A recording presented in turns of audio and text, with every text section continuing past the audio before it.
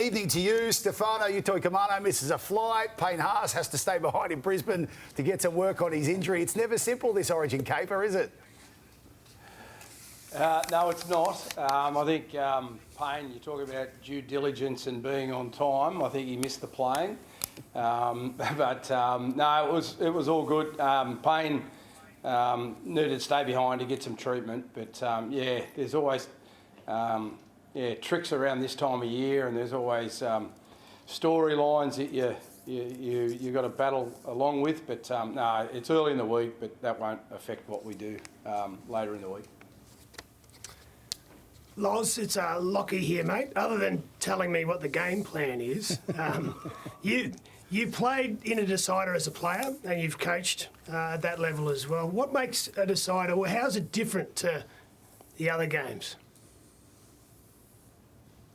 Yeah, I suppose, Lockie, it just sort of depends on, at the start of a series or, when you're 1-0 up or 1-0 behind, your mindset can change. Not that ours has, but there's a winner on Wednesday week, and we both want to win, and we've got to nail our prep, and it's no secret, mate, that what we want to do, we want to be better than what we were in the first 40 minutes in game one.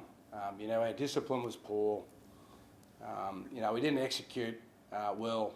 Our completions rate was around 56% or something like that. So that's not going to win you any game of NRL, let alone a State of Origin game. So, mate, we're going to be better at all aspects of our game. Laurie, it's Danny Weidler.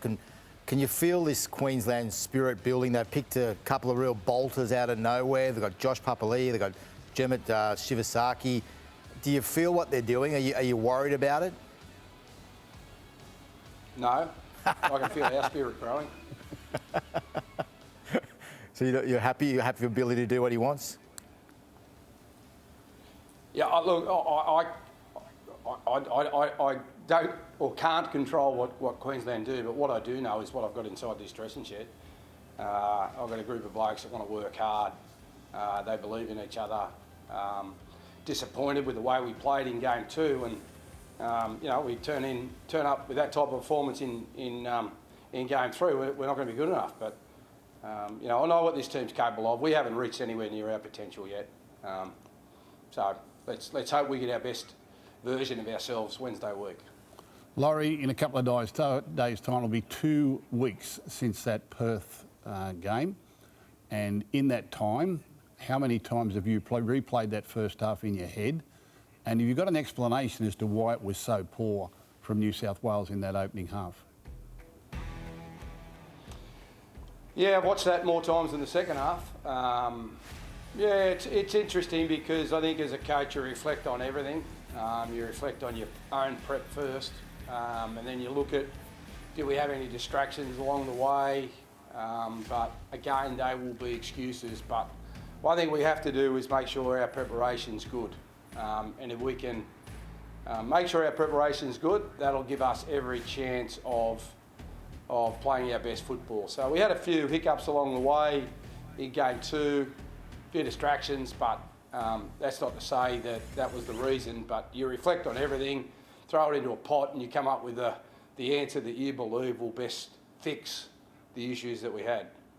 Loz, always great to catch up. Can't wait for Wednesday week. All the best with the preparation. I hope it's smooth sailing from here on. Thanks, guys. Laurie Daly, the Blues coach, joining us from their camp in Sydney tonight. Gus, before the match in Perth, comparing them on paper, you loved what you saw from New South Wales. You couldn't see them being beaten. Now Queensland have made these changes. You look at the Blues team. How far apart are they in your eyes? Well, Queensland have made some changes, one of them forced, but they made some other changes as well. And I think they had to, because I don't think they got the answers in game two. New South Wales provided the opportunity in game two. I thought New South Wales really blew it. Now, the coach has stuck fat with the side, and they've got to make sure they get their start better. And I think if they do, here at home, they should be too good.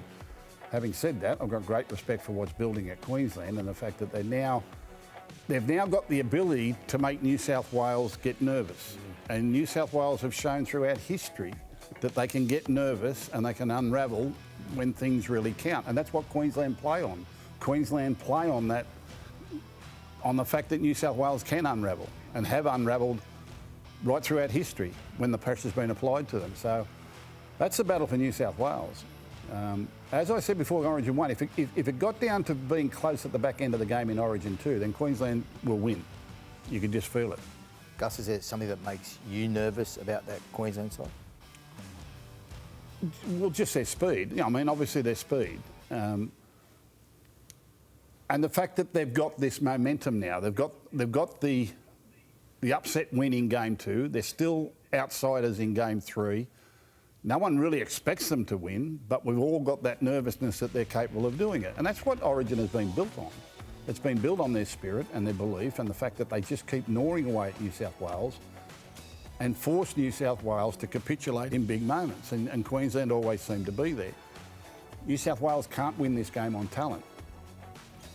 And that's been proven throughout Origin history. So I think New South Wales will win comfortably, but I've got great respect for Origin history and what this Queensland side is doing at the moment, and I know that they can make New South Wales nervous. And if they do, New South Wales has shown they can crack. Oh, yeah.